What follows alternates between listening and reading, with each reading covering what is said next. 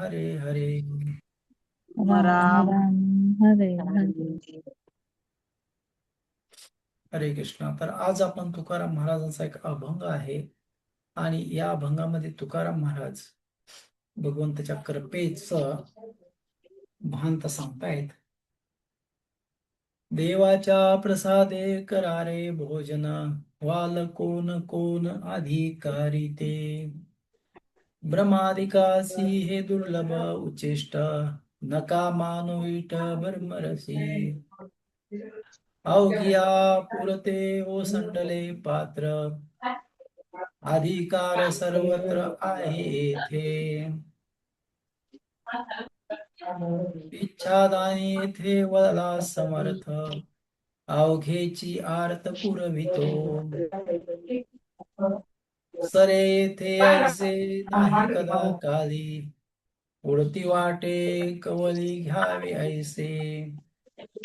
तुका म्हणे पाक लक्ष्मीच्या हाते, कामारी सांगते देव. हरे कृष्ण. मध्ये मध्ये बोलू नका. ज्यांना मध्ये मध्ये बोलायचं आहे त्यांनी आपलं माईक बंद करावं. हम्म?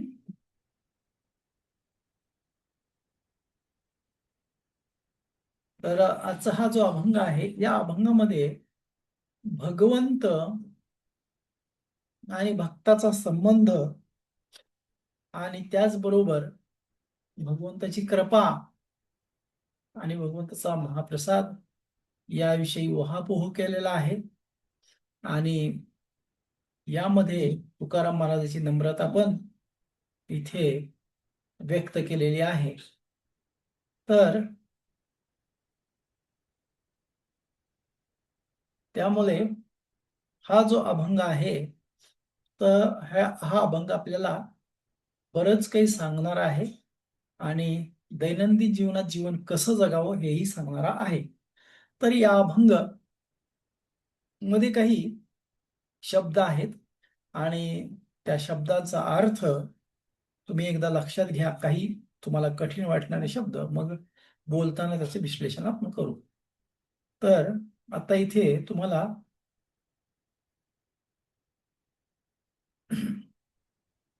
ह्या निळ्या अक्षरात दिसणारे ते अभंगातले शब्द आहेत आणि त्याचा अर्थ इथे देव, तर याचा अर्थ भगवंत कृष्ण असा आहे.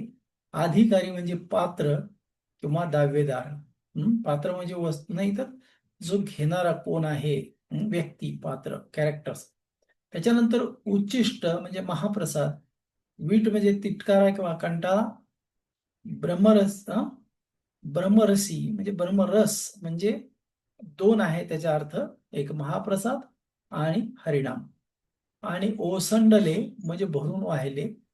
आणि इच्छादानी म्हणजे अनेक इच्छा. जसं फुलदाणी असतं, त्या फुलदाणी म्हणजे अनेक प्रकारचे फुलं असतात, तसं अनेक प्रकारच्या इच्छा. इच्छा अनेक इच्छा. आर्त, आर्त म्हणजे आर्त भूक म्हणजे व्याकुलता, किंवा अर्थ म्हणजे अतिशय व्याकुलता किंवा जबरदस्त इच्छा. आणि किंवा मग आर्त म्हणजे दुःखी, पीडित. त्याच्यानंतर सरे म्हणजे संपणे. सरला असं म्हणतो आपण. सरला म्हणजे संपला असे आहे इथे. कवली, कवल, कवल म्हणजे घास, ते कवली. पूर्वी लचा उच्चार, जसं तामिळनाडूमध्ये, ओडिसामध्ये ल, लच्या जागी ल बऱ्याच वेळेस ते वापरतात. तर तसं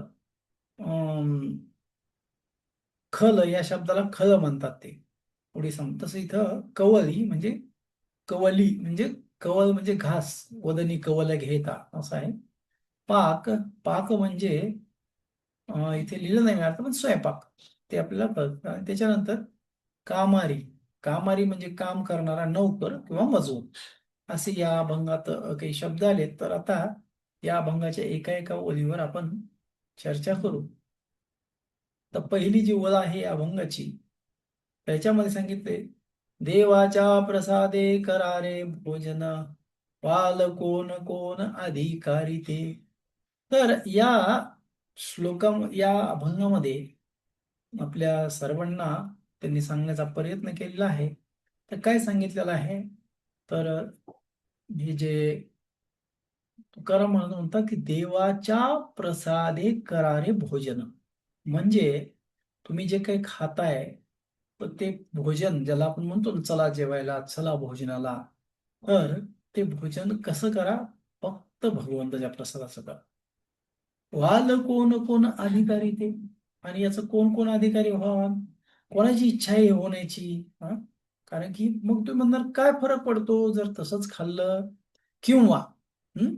आम्ही तर पवित्र होऊन खातो, देव का कुठे खातो का, वगैरे वगैरे असे प्रश्न असतात.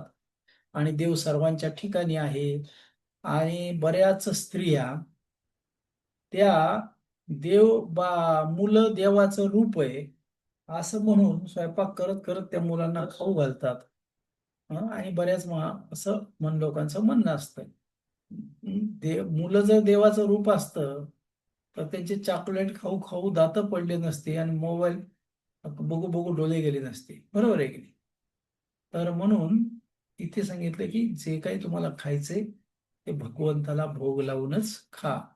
कारण की याची पुष्टी भगवद्गीतेमध्ये 13व्या श्लोकात, 3ऱ्या अध्यायाच्या 13व्या श्लोकात सांगितलेले, यज्ञशिष्टासि न संतो मुचन्ते सर्व किल्मिषै भुजन्ते ते त्वघं पापा हे पचन्त्यात्मकारणात्.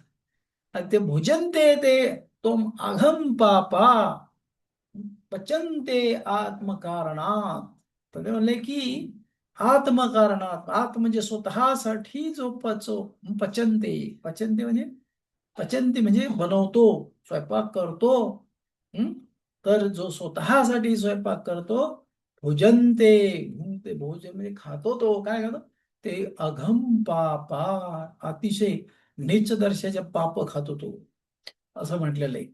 आणि म्हणून या ह्याच्यापासून जर पापापासून मुक्त व्हायचं असेल, हं, तर काय सांगितलंय? यज्ञशिष्टाशी न संतो. हं, तर यज्ञ अवशिष्ट म्हणजे भगवंताचं नाव एक यज्ञ आहे, किंवा यज्ञासाठी भगवंत भगवंत ब्राह्मण आणि यज्ञाच्या अग्नीच्या मुखातून खातात. जिथे भगवंताला भोग लावला जातो तो यज्ञाशिष्टम. अवशिष्ट जे राहिलेले शिन संतो हं, मुचन्ते सर्व किल्मिषः, कि भगवंताचं यज्ञाचं आणि संताचं उच्चिष्ट मुचन्ते, मुक्त होतात सर्व किल्मिषै, सर्व प्रकारच्या पापापासून. किल्मिष म्हणजे पाप, तर सर्व प्रकारच्या पापापासून तो मुक्त होतो. म्हणून आपल्याला हे जे भोजन खाणे आहे तर ते भगवंताचा प्रसाद असला पाहिजे.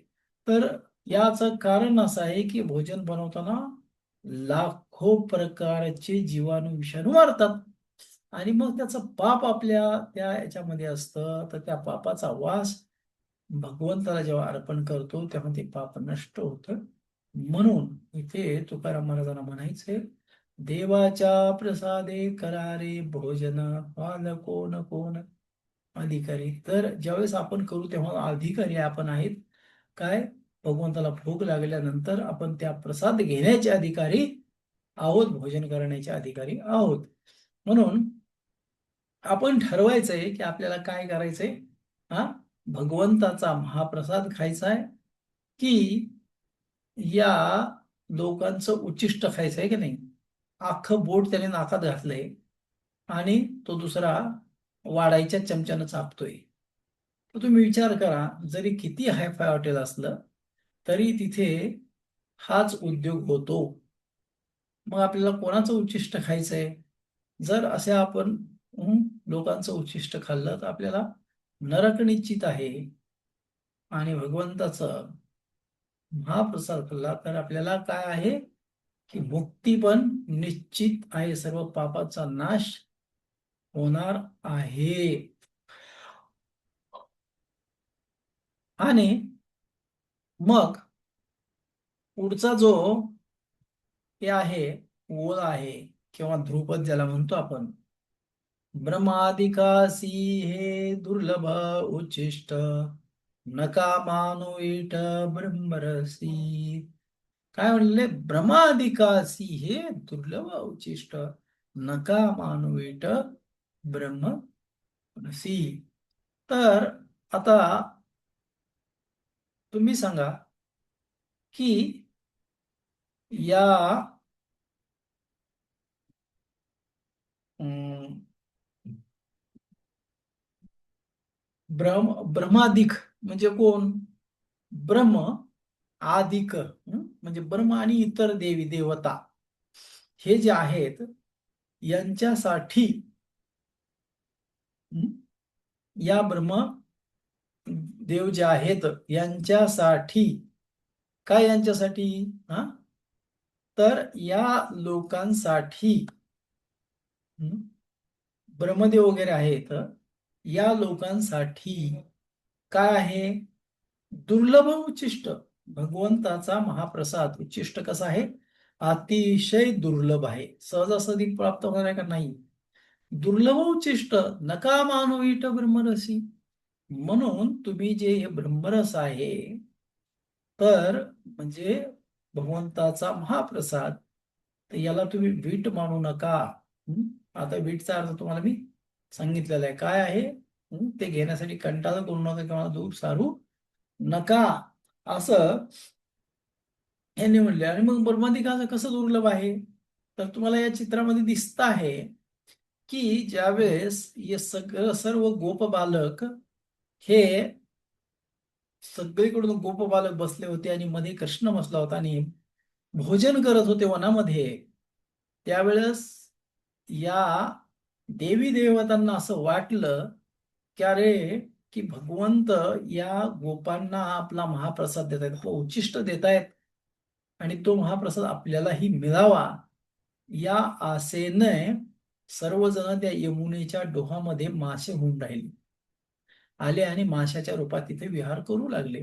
त्यांना म्हटलं भगवंताने खाल्ल्यानंतर ते हात धुवायला निश्चित येतील आणि थोडं तरी आपल्याला महाप्रसाद मिळेल. आणि हेच बघून तो ब्रह्मदेव आहे तो काय झाला? भ्रमित झाला की अरे हा कसला देव? हा तर त्या भक्तांचं उच्चिष्ट पण खातोय, म्हणजे एकमेकाचा. हाही त्याच्या मनात भ्रम झाला. आणि मग भगवंतानी काय केलं की सर्व सवंगड्यांना, त्या गोपबालकांना सांगितलं तुम्ही काय करू नका. गोपबालकांना सांगितलं की तुम्ही हातच धुवायचे नाही, आपल्या आपल्या विजारीला हात पुसायचे आणि तिकडे यमुनेकडे जायचं नाही. म्हणून ते देवता, सर्व देवी देवता जे होते ते निराश झाले होते. त्यावेळेस भगवंतांनी त्यांना वचन दिलं होतं. काय वचन दिलं होतं? तुमचं हे मासे होणं व्यर्थ जाणार नाही. हं? मी तुम्हाला कानामध्ये धारण करेन तुमच्या रूपाला. म्हणून मकर कुंडले तळपती श्रवणी, आहे की नाही? श्रवण म्हणजे कान. त्या कानामध्ये त्या पांडुरंगानं, त्या कृष्णाने मच्छ रूपाचं माशांचं कुंडल धारण केले, कारण ते देवांचा अपमान नको म्हणून. अशा प्रकारे जे भगवंत आहेत तर यांचं उच्चिष्ट या देवी देवतांना, ब्रह्मादिकांना ही दुर्लभ आहे. म्हणून तुम्ही त्याचा वीट मानू नका, त्याला दूर सारू नका, त्याचा आदर करा, श्रद्धा ठेवा त्याच्यावर. आणि त्यामुळे काय होते तर हे आपण अगोदरच्या श्लोकात पाहिलं, हे सर्व पापांचा नाश करणारं हे आहे. आणि मग आपल्या मनात प्रश्न असा येईल की मग उच्चिष्ट, भगवंताचं उच्चिष्ट म्हणजे नुसता महाप्रसाद आहे का? तर नाही. हरिनाम हे पण काय आहे? भगवंताचा महाप्रसादच आहे. ते पण अभिन्न आहे भगवंतापासून. आणि म्हणून या याच्यामध्ये या पुढच्या ओळीमध्ये काय म्हटले? अवघिया पुरते ओसंडले पात्र, अधिकार सर्वत्र आहे तेथे. आणि बाबा मग तुम्ही म्हणता महाप्रसाद सगळ्यांनी जर घेतला हं, तर मग ते कसं काय पुरणार हो? तर मग इथे आधीच सांगितलं अवघिया पुरते, सर्वांना पूर्ण उरणार आहे ते. हा, आणि कसं आहे? सर्वांनी खाल्लं तरी ओसंडले पात्र. आणि ओसंड म्हणजे भरून वाहतंय, ओसंड म्हणजे काय? भरून वाहने. आणि कसं वाहतंय ते? अधिकार सर्वत्र आहे तिथे. अगोदर म्हणजे अधिकार कोणाकोणाला आहे बाबा? आता म्हणतात की अधिकार सर्वांनाच आहे. तर म्हणून मग या ठिकाणी जो अधिकार सांगितलेला आहे, तर यांनी सांगितलं बाबा इथे लिंगभेद नाहीये, म्हणजे काय स्त्री आहे का पुरुष आहे हा भेदभाव नाही इथे मुळीच. त्याच्यानंतर इथे आणखी भेद आहे का, काळाचा भेद आहे का बाबा? इथे देश कालाचा भेद नाही, म्हणजे काळ म्हणजे सकाळ संध्याकाळ तुम्हाला अशा टायमाला मिळेल असाही भेद नाहीये. त्याच्यानंतर आणखी काय, तर देशाची अडचण नाही, कोण्या देशाचा व्यक्ती आहे, तर कुठेही भक्ती करू शकतो माणूस. आणि सर्वांसाठी उपलब्ध आहे अहोरात्र. आणि ते सांगितलं इथं जातपेताचं तर बंधन नाहीये, वयाचं बंधन आहे का, वयाचंही बंधन नाही. मग कुठलंच बंधन नाहीये, मग का आपण स्वीकारत नाही, हा एक प्रश्न आहे. तर म्हणून हे जे भगवंताचा महाप्रसाद आहे, प्रसाद आहे, तर याच दोन दोन प्रकारचं आहे. एक आहे काय आहे, एक आहे अन्न रूपाने. भगवंत आपलं भगवंताला आपण जे प्रेमानं अर्पण करतो तर तो महाप्रसाद म्हणून आपण ग्रहण करतो. आणि हा काय करतो, तर हे आपल्याला शुद्ध करतो, आपल्या पापांचा नाश करतो. आणि त्याचबरोबर काय करतो, शारीरिक आणि मानसिक पोषण करतो. तर आपण बघतो की आजचा आजचा जो आहार आहे, तुम्ही रस्त्यावर खाता किंवा इकडे तिकडे खाता, तर तो तुमच्या शरीराला तर डॅमेज करतोच आहे, करतोय शरीराचा तर सत्यानाश करतोच आहे, पण बुद्धीचा पण तो नाश करतोय. कारण की तुम्ही या मागच्या 15 दिवसापासून बघताय समाजामध्ये काय चाललंय ना, आपल्या महाराष्ट्रामध्ये तर फारच सगळीकडं याच्यात मिसळ भेसळ त्याच्यात भेसळ, सगळीकडे विषारी अन्न हे सगळं पसरलेलं आहे. आणि दुसरीकडं हे अन्न खाऊन शरीर रोगी झालेलं आहे, आणि मन आणि बुद्धी रोगी झालेली आहे त्या अशा दूषित लोकांना बनवलेलं अन्न खाऊन. आणि स्त्रिया म्हणजे तरुण मुली, या तरुणी युवक युवती अश्लील आणि जे कोणत्याही माणसाला ऐकण्यास नको वाटेल असे अश्लील शब्द प्रयोग किंवा अशा भाषा त्या मोठ्या लोकांसाठी आणि खुलेआम सोशल मीडियावर वापरतायत, म्हणजे घरोघरी गेल्या पाहिजे. तर इतक्या प्रकारचा ह्या जो परिणाम आहे ह्या दूषित अन्नामुळेच आहे. म्हणून आपण भगवद्गीतेमध्ये सांगितलेलं आहे, तर आपण काय केलं पाहिजे, भगवंताला पहिला प्रसाद ग्रहण केला पाहिजे, तो झाला महाप्रसाद. आणि हरिनाम जे आहे, तर भगवंताचे हरिनाम पण एक प्रसाद आहे. आणि मग ते हरिनाम याच्यामध्ये नाम संकीर्तन आहे, जप आहे, आणि भगवंताच्या लीलांचं श्रवण आहे. तर ही काय आहे, तर एक महाप्रसादच आहे. म्हणून या श्रीमद भागवताच्या 12व्या स्कंदामध्ये सांगितलेलं आहे, तिसऱ्या अध्यायातले 19 कलेर दोषे निधे राजन अस्ति को महान गुण कीर्तनादेव कृष्णस्य मुक्त संग परम ब्रजे.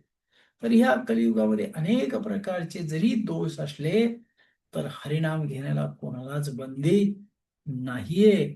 आणि ते हरिनाम निश्चितच सर्व काळामध्ये सर्व युगामध्ये मनुष्याला पवित्र करणारे, त्याला देश काल पात्र याचं काही बंधन नाहीये.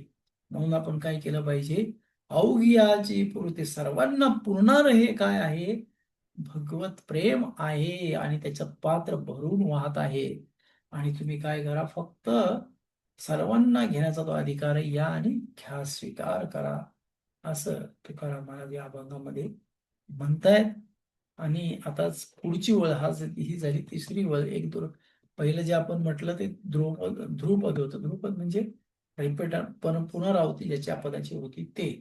आणि मग आता याच्या पुढच्या ओळीत काय त्यांनी सांगितलेलं आहे, तर या ओळीमध्ये हे तुकाराम महाराज म्हणतायत, इच्छादानी येथे कळवा समर्थ व इच्छादानी येथे वळला समर्थ अवघेची अर्थ पुरवितो. तर बघा, अवघे हा शब्द याच्या अगोदर परिणाम आहे की नाही, अवघी म्हणजे अवघी पुरवितो, सर्वांचे पुरवतो, सर्वांना पुरेल असं. आणि इथे अवघेची अर्थ पुरवितो, इथं पण सांगितलंय मी अवघे म्हणजे सर्वांचे. अर्थ अर्थ या शब्दाचा अर्थ दोन प्रकारे इथे आहे, एक दुःखी आपण पाहिला, आणि एक आहे प्रबल इच्छा. तर अशा दोन प्रकारचा अर्थ याचा आहे. आणि मग ही जी आतुरता आहे, त्याला व्याकुलता आहे असं म्हणू आपण. तर ती व्याकुलता, ती आतुरता, त्याला अर्थ म्हटलेलं आहे.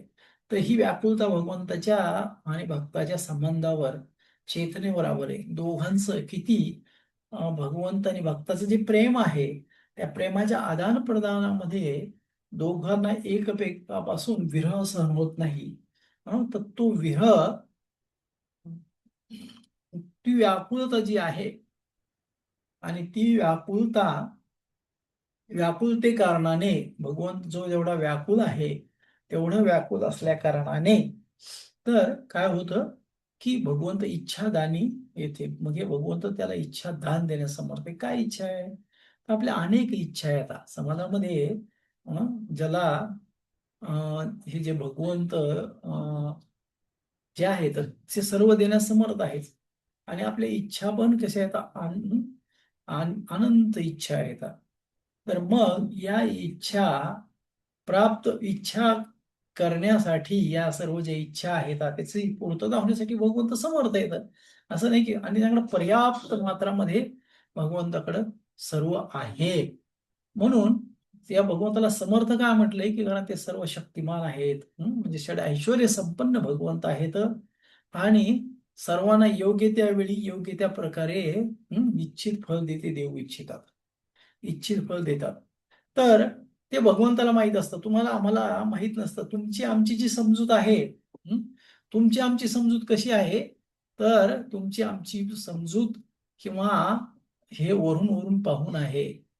पण भगवंत अंतर्यामी आहेत, भगवंत त्रिकालदर्शी आहेत, भगवंत अनंत आहेत, भगवंत अनादी आहेत. आणि अशा त्या भगवंताला काय करायचं ते माहित असेल. तुम्हाला पांडुरंग आणि त्याच्या भक्ताची, पांडुरंगाच्या ठिकाणी भक्त उभा राहिल्याची गोष्ट माहिती आहे का? असेल तर सांगणार नाही, माहित नसेल तर सांगेल, कारण ती परत पुनरावृत्ती नको. कोणी एकानं तरी ऐकली का? कोणती गोष्ट का नाही? प्रभूजी? हा, कोणती गोष्ट प्रभूजी? पांडुरंग उभा राहिल्यामुळे तो थकलाय आणि त्याच्या ठिकाणी एक भक्त उभा राहतो. ते काहीतरी पर्स पैसे ठेवलेले असतात ती का प्रभूजी? हा हा हा, हा सर्वांना माहिती आहे, सांगायची गरज नाही. बरोबर आहे ना?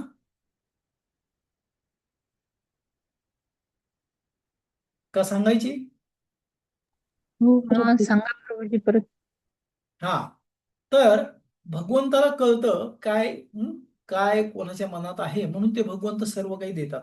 तर एकदा या हा जे पांडुरंग आहे तर ते उभं राहिलंय, आणि त्या भक्तांना वाटलं की अरे हा पांडुरंग इतका उभा राहतो. आणि तुम्ही पाहिलं आषाढीला, कार्तिकीला भगवंताचं दर्शन चालूच असतं. आणि त्या भगवंताने त्या पांडुरंगाला जाऊन विनंती केली की पांडुरंगा, काय करा, तुमच्या ठिकाणी मी उभा राहतो, थोडी तरी विश्रांती घ्यावं तुम्ही. अरे भगवंत म्हणाले, नाही रे बाबा, ज्याचं काम त्यांनीच करावं. नाही नाही, तो रडायला ढस ढस. आणि मग ते भगवंत म्हणले, बघ ठीक आहे, तू माझ्या ठिकाणी उभा राहा, मी तुला तसं रूपही देईल, परंतु एक शब्दही बोलायचा नाही, फक्त बघ्याची भूमिका करायची. आणि मग तो तिथे उभा राहिला, आणि भगवंत तिकडे गेले. आणि मग काय झालं की तिथे लोक अनेक जे दर्शनाला येतात, तर तिथे एक सेठ सावकार आला, आणि त्याच्याकडे एक अशी मोठी पोटली होती. त्यावेळेस नाणे, मोहरा म्हणायची त्याला, मोहरा म्हणजे स्टॅम्प. ते मोहरा जो होता, त्या एका धातूच्या तुकड्यावरती स्टॅम्प मारले असायचे, त्याला चांदीचे नाणे घेऊन आला तो, बरेच काही, आणि खूप मोठे होते. आणि तो तिथे घेऊन आला. आणि दुसरा त्याच्या अगोदर एक भक्त होता, गरीब बिचारा, खूप मजुरी वगैरे करायचा, काबाड कष्ट करायचा. आणि ते म्हणले, पांडुरंगा, या उन्हाळ्यामध्ये काही कामं मिळाले नाही, आणि बरंच याचं त्याचं देणंही झालंय, पाऊस आणखी पडला नाही, आषाढी झाली, आणि मग काहीतरी कृपा करून, माझे सगळे घरचे उपासमारीची वेळ आलेली आहे, लोकांचं देणे झाले, तू काहीतरी कृपा कर, काहीतरी उपाय सुचव. असं तो प्रार्थना करून गेला आधीच. आणि मग हा दुसरा जो आला तो ह्या सेठ सावकार असलेला, तो सोन्याची त्या चांदीच्या नाण्याची पिशवी घेऊन आला बिचारा. ते गाठलं, त्याने ठेवलं, दर्शन घेतलं, आणि तो निघून गेला. त्याला आठवणच नाही उचलायची. परत हा आला दर्शनाला, तर दर्शन घेतलं, तर पुजारी चला चला चला म्हणताच त्याच्या हात त्या पिशवीला लागला. आणि ती पिशवी खळखळ वाजली आणि घेतली. याला वाटलं काय असेल भांडे कुंडे, आणि भगवंताने त्याला बुद्धी दिली असावी, घेतली आणि निघाला तो. म्हणला पांडुरंग किती कृपाळू आहे, या बिचाऱ्यानं मला दिलं. तो घरी गेला आणि हा व्यापारी आहे, तो व्यापारी बाहेर आला आणि ते व्यापारी काय करणार होता, ते पैसे एका दुसऱ्या व्यापाऱ्याला देऊन तिथला तो माल घेऊन तो परदेशामध्ये मसाल्याचे पदार्थ घेऊन जाणार होता आणि हे सगळे पदार्थ नावेवर चढवणार होता. पण आता काय झालं की त्याचा पैसा हरवला म्हणून तो शोधत बसला. पण त्याच्या लक्षातच आलं नाही कुठे कुठे, घरी गेला, इकडे गेला, त्या व्यापाऱ्याकडे गेला आणि शेवटी त्याच्या लक्षात आलं की मी मंदिरात गेलो होतो, तिथेच राहिला असावा. तिथे आला आणि तो पुजाऱ्याला रागवत होता, तू इथली काय केली, या इथे मी आलो होतो, इथे पैसे होता. तो म्हणला नाही बाबा मी नाही घेतले. मग आता म्हणजे नाही घेतली. मग काय झालं तर आता त्याला मग म्हटले की नाही घेतली तर मग कोण घेतली, पुजाऱ्याने घेतली, तो म्हणत होता. मग तो राजाकडे गेला आणि राजाकडे गेला असता काय झालं, राजा म्हणाला की त्या पुजाऱ्याला फासावर द्या. मग आता राजा म्हणाला त्या पुजाऱ्याला फासावर द्या की हा जो भक्त उभा राहिला होता त्याला सांगितलं होतं बाबा रे तू बोलू नको, तर हा बोलला. हम्म विठ्ठलाच्या ठिकाणी उभा राहिलेला पण तो भक्त, तो बोलला. तो म्हणाला की अहो एक गरीब भक्त आहे आणि तो याच्या अगोदर प्रार्थना करून गेला होता आणि त्याने ती पिशवी घेऊन गेलेला आहे. आणि मग लगेच त्यावेळेसच्या त्या राजानं त्या शोध काढला, त्याला कुठे शोधा शोधा शोधल्यानंतर त्याला पकडलं. हं? आणि ते पैसे घेऊन ते व्यापाऱ्याला दिले आणि त्या गरीब भक्ताला सुळावर त्या राजाने चढवलं, फाशी दिली. आणि ते जे नाणे होते, पैसे होते, त्या व्यापाऱ्याने घेतले, त्या दुसऱ्या व्यापाऱ्याला दिले, तिचे मसाल्याचे पदार्थ घेतले आणि तो नावेत चढवले आणि नाव समुद्रातून जात होती. समुद्रात मोठा सुसाट्याचा वारा आला आणि त्यामध्ये तो नाव उलटून तोही भक्त मेला आणि मग हा पुजारी तसाच राहिला. त्यावेळेस ते भगवंत त्या उभा राहिल्या भक्ताला म्हणले, तुझ्या 2 शब्दामुळे बघ किती नुकसान झालं. कारण का की पुढे काय करायचं माझी व्यवस्था होती, हा पुजारी बदमाश आहे. हं? तर याला मला फासावर चढवायचं होतं, तो गरीब आहे, त्याला मला श्रीमंत करायचं, त्याची गरिबी नष्ट करायची होती. आणि हा श्रीमंत व्यापारी आहे, त्याच्याकडे सर्व काही आहे, त्याला मला जिवंतच ठेवायचं होतं. पण तुझ्यामुळे हे 2 अनर्थ घडले. तसं आपल्याला काय पाहिजे ते आपल्याला अजिबात माहीत नसतं. पण पांडुरंगाला सर्वांना काय कोणाला पाहिजे ते माहीत असतं. म्हणून ज्ञानेश्वरांनी म्हणलं, जो जे मानशील तो ते जावो प्राणी जात. भगवंता या प्राण्यांना बघा काय म्हणले, प्राणी जात म्हणल्या, या प्राण्यांना प्राणी जात म्हणजे या प्राण्यांच्या जातीला जे पाहिजे ते दे, पण यांना भक्ती देऊ नको, कारण की त्या लायकीच्या नाहीत भक्तीच्या. म्हणून आज या समाजामध्ये आपल्याला भक्ती घेणारे लोक कमी दिसते, भक्तीचं ढोंग करणारे भरपूर आहेत. हं? पण भक्ती, खरोखरी भक्ती करणारे कमी आहेत. म्हणून असं हे भगवंत आहेत, त्यांनाच माहीत असतं, म्हणून ते समर्थ आहेत सगळ्यांची इच्छा पूर्ण करण्यासाठी. म्हणून बघा तुम्ही आपल्या म्हणजे कुठलीही संस्था असू द्या, आध्यात्मिक संस्था, त्यांचे सगळे पदाधिकारी लोक असू द्या किंवा मोठमोठे लोक असू द्या, अल्लामाट पैसा असतो, सगळं ते करतात, सगळं ऐश्वर्यामध्ये असतात, ते ज्याला जे पाहिजे देतात. हं? पण ते भक्तीमध्ये त्यांचं मन लागत नाही, इतर उचापती ते करतात. तर अशा प्रकारे ते भगवंत आहेत. म्हणून भगवंत काय करतात, रोगातून मुक्तता देतात. आपण पाहिलं की भगवंत अनेक प्रकारच्या रोगातून मुक्त करतात लोकांना. कोणी पुत्रप्राप्तीसाठी आपल्या श्रीमद भागवतामध्ये पयोव्रत वगैरे सारख्या व्रत आहेत, देवहूतीनं विचारलेलं कपिल देवातून ते पण आहे. त्याच्यानंतर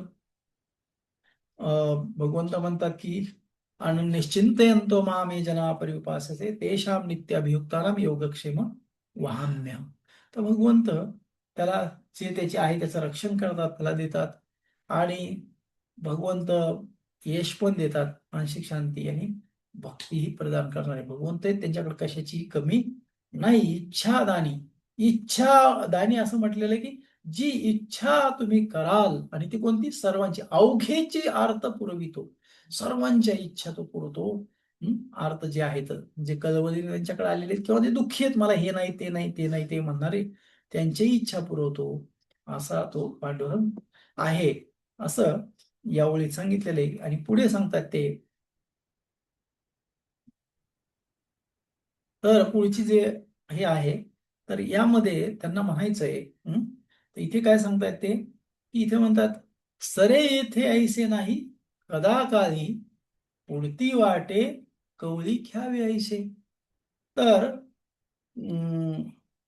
सरे येथे ऐसे नाही कदा काळी, म्हणजे सरणे संपणे, सरला असं म्हणतो आपण, म्हणजे इथे असं कोणता काळच नाही की संपलंय. काय संपलंय? हे भगवंताचं धन, भगवंताची कृपा. भगवंताची कृपा काय आहे? दोन रूपात आहे. एक आहे प्रसाद आणि दुसरं आहे हरिनाम. आणि हे संपेल का? नाही, कोण्याच काळात ते संपणार नाही. आणि हे झालं नाही, होणारही नाही, कारण ते अमर्याद आहे. उडती वाटे कवळी घ्यावी ऐसे. आणि किती घेतलं तर परत घ्यावं वाटतं.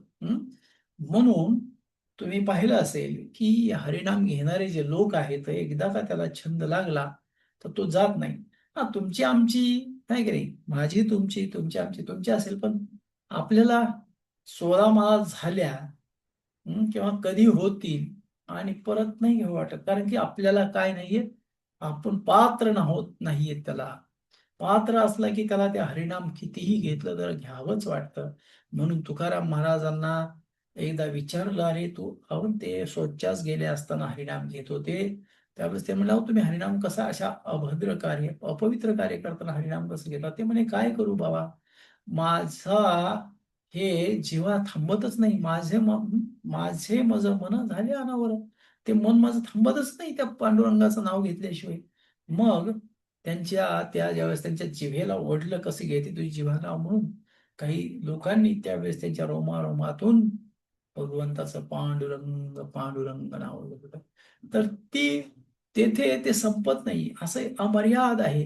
या जगातल्या सर्व लोकांनी जरी हरिनाम घेतलं ते संपणार नाहीये. आणि म्हणून एक तर हरिनाम आणि भगवंताचा प्रसाद, जगन्नाथपुरीमध्ये कंटिन्यू रोज भोग लागत राहतो, संपत संपत नाही. तसं भगवंताला सगळीकडे जगात अनेक ठिकाणी भोग लागतो. तर तसं हे हरिनाम हे जे आहे, तर भगवंताचे हे कृपाच आहे. आणि प्रसाद पण भगवंताची कृपा आहे. हे अवशिष्ट तर त्यांनी सांगितलं, शरीराचं मनाचं पोषण होतं, आत्म्याची शुद्धी होते आणि पापाचा नाश करणारा हा आहार आहे. आणि हे पण हे जप जो आहे, हरिनाम आहे, चित्त शुद्ध करण्यासाठी. आणि म्हणून आपण अगोदर तो श्लोक पाहिला, यज्ञशिष्टम यज्ञशिष्टाशिना संतो मुच्यन्ते सर्व किल्मिषः भुजन्ते तो पापम पचन्ते आत्मकारणात. हा श्लोक पाहिला की त्यांनी सांगितलं, म्हणून स्वतःसाठी अन्न बनवू नये, भगवंतासाठी बनवावं, भोग लावा आणि खावं. आणि म्हणून सांगितलं की हेच भगवंताची कृपा भगवंताने या काळात दिलेली आहे. हरे नाम हरे नाम, हरे नाम एव केवलम, कलो नास्ते नास्ते नास्ते गती अन्यथा. या कलियुगामध्ये गत्यंतर नाही, गत्यंतर नाही, गत्यंतर नाही. आणि म्हणून हे असं जे आहे ते, याचा आपल्याला काय आलं नाही पाहिजे. आपलं पुढे जो कोणी बघा, जे हरिनाम घेतो खऱ्या अर्थानं त्याला नाम सुटत नाही, त्याला परत परत घ्यावं वाटतं. जसं मुलांना एक चॉकलेट दिली की त्याला आणखी एक चॉकलेट खावं वाटते. बेवडा एकदा पिला की तो अरे एक पिऊ वाटतो, तो सुटतच नाही, त्याला किती केलं तर मन भरत नाही, तो भले गटारात पडेल. तर तसं हे हरिनाम आहे भगवंताचं, आणि न संपणार आहे. या भौतिक जगातल्या वस्तू संपणाऱ्या आहेत, परंतु हरिनाम संपणार नाहीये. म्हणून आपण काय केलं पाहिजे? हरिनाम घेतलं पाहिजे आणि भगवंताचा प्रसादच खाल्ला पाहिजे. आणि मग आता शेवटी तुका म्हणे, पाक लक्ष्मीच्या हाते, कामारी सांगाते मेरे पुन्हा. तर तुकाराम महाराज म्हणतायत, तुकाराम महाराजाची इथे नम्रता दाखवलेली आहे. ते म्हणतात, अहो या लक्ष्मीकडे काय आहे? अहो ही लक्ष्मी पाक करणार आहे, म्हणजे स्वयंपाक करेल. लक्ष्मी बनवून ठेवेल हो. म्हणून लक्ष्मी हरिनाम, म्हणजे जसं आपण राधाराणीची कृपा झाल्याशिवाय हरिनाम म्हणतो, ती लक्ष्मीच, तीच राधाराणी आहे, तीच लक्ष्मी आहे. तर तिची कृपा झाल्याशिवाय आपल्याला हरिनाम घेता येत नाही. म्हणून या जगामध्ये अनेक लोक आहेत जे पापकर्म नाही करत. अनेक मंदिरात पुजारी असतात, अगडगम बसून राहतात, सगळं खातात, परंतु ते काय करतात, देवाचं नाव घेऊ शकत नाही. हं? तर मग काय, तसं ही लक्ष्मी आहे तर ही सर्व देण्यास समर्थ आहे. हरिनाम देण्यात हरिनामाची पात्रता बनवण्यात सगळ्यात समर्थ जरी असली, भगवंताला भोग अनेक प्रकारची ती बनवत जरी असली तरी, परंतु असं म्हटलं जातं, म्हणजे असे काही म्हणतात की किचन आहे का नाही, आपल्या इस्कॉनमध्ये पण म्हणतात की राधाराणीचं किचन आहे ते, म्हणजे राधावाणी स्वयं येऊन कुकिंग करते, फक्त आपण निमित्त मात्र असतो इथे. तर तशी ही लक्ष्मी आहे तीच आहे. आणि मग इथे ते म्हणतात लक्ष्मी जी आहे तर ती सगळं सिद्ध करून ठेवते, बनवते, परंतु त्याचं वाढण्याचं काम, हं? ते म्हणते तुका म्हणे पाक लक्ष्मीच्या हाती, अहो पाक बनवायचं लक्ष्मीच्या हातात आहे हो, स्वयंपाक. हा, परंतु हे जे स्वयंपाक आहे बनवलेला, तो वाढण्याचं कोणाच्या हातात आहे? वाढणाऱ्यानं नाही वाढलं तर काय करणार? म्हणून ते म्हणतात की तुकाराम महाराज म्हणतात, कामारी सांगा ते निरुपमा. निर उपमा म्हणजे काही आम्हाला काही, आम्ही कामगार आहेत, आम्हाला दुसरी काही उपमा नाहीये. हं? आम्हाला दुसरी उपमा देऊ नका तुम्ही, आम्ही काही महान नाही काही नाही, तर आम्ही कामारी आहेत. कामारी म्हणजे काम करणारा मजूर आहोत. आम्ही काय करतो, त्या लक्ष्मीने जे बनवून ठेवलेलं आहे, लक्ष्मीने जे दिलेलं आहे ते घेतो आणि आम्ही तुम्हाला आणून देतो. म्हणून आमचा जी भूमिका आहे, तुकाराम महाराज एवढे महान संत आहेत आणि ते काय म्हणतायत की माझं फक्त एवढंच कार्य आहे आमचं, हा, की कामारी म्हणजे तुकाराम महाराज आणि इतर संत ते काय करतात की हा जो भगवंताचा महाप्रसाद आहे, प्रसाद आहे, मग हा प्रसाद दोन रूपाने येतो. भगवंताला लागला भोग, अन्न, आणि दुसरं आहे ते भगवंताचं नाव. हे दोन्ही प्रकारचा प्रसाद हे साधू संत अफाट मोठ्या प्रमाणात वितरण करतात आणि यामुळे आपली चित्त शुद्धी होते. म्हणून सांगितलेलं की या जगामध्ये थोर कोण आहे, ग्रेट कोण आहे, तर तोच आहे की जो भगवंताचं नाव घेतो आणि दुसऱ्याला घेण्यास भाग पाडतो. तर अशा प्रकारे आज आपण या तुकाराम महाराजांचा हा अभंग पाहिला. तर काही 1-2 मिनिट आहे तर मुद्दाम ठेवलेले. तुम्हाला काही प्रश्न विचारायचा असेल तर विचारू शकता. हा अभंग तुमच्या समोर आहे.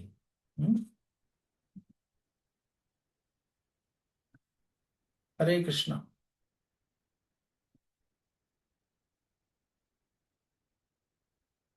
येतोय आवाज? कोणाला काही प्रश्न विचारायचा आहे? 2 मिनिट मुद्दाम ठेवलेले आहेत मी.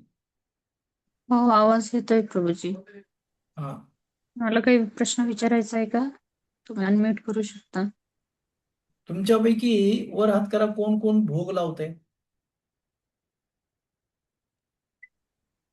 एक जणच भोग लावतात, बाकी हा, बाकी भोग लावत नाही, खात तसंच बनवलं की खाता का? हम्म असं करू नका. हम्म कारण भगवंताने काय सांगितलंय? यद हा यद करोषि यद अस्नासी यद जप जप यद ददासी यद तपस्यसी तत्कुरुष मदार्पणम. जे तू खातोस, जे तू करतोस, तर छान, बरोबर सगळ्यांनीच. तर जे करत नसतील तर कृपया हे करा, प्रयत्न करा भगवंताला भोग लावण्याचा. म्हणजे तुम्हाला सांगितलं की जन्म मृत्यूच्या फेऱ्यात आपल्याला अडकायचं नाहीये. याच जन्मात आता काही कमी दुःख आहेत का हो इथे, तुम्ही बघा ना. तर याच जन्मात याच याच्यामध्ये आपल्याला हं? असं नाही. कधी कधी काय होतं माहिती आहे ना तुम्हाला, की आपण आपल्या घरचे मुलांना सवय देत नाही, मुलांना ट्रेनिंग देत नाही भोग लावायची. हं? कारण की आपले जे मुलं आहेत आपण सगळंच करून ठेवतो रेडीमेड त्यांच्यासाठी. आणि जे लोक रेडीमेड कपडे घालतात त्यांना शिवायचं माहीत नसतं, फाटले तर. म्हणून कृपया काय करा, मुलांना ह्या कामात लावलं पाहिजे.